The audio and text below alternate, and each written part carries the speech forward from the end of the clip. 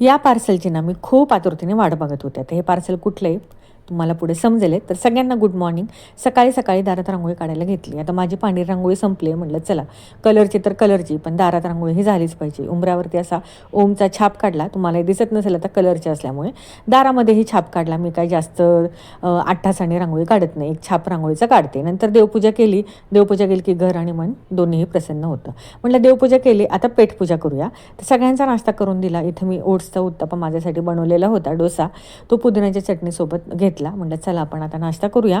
उन्हामध्ये बसले, म्हटलं ऊन आणि नाश्ता हे दोन्हीही कामं होतील म्हणून छान असा नाश्ता करून घेतला. तर पार्सल म्हणाल तर हे ना ट्रायपॉडचं पुढचं जे स्टँड आहे, जे ब्रॅकेट आहे ना, ते माझ्याकडनं तुटलं होतं. ट्रायपॉडच खाली पडला होता, जे आपण मोबाईल अडकवतो ना ते.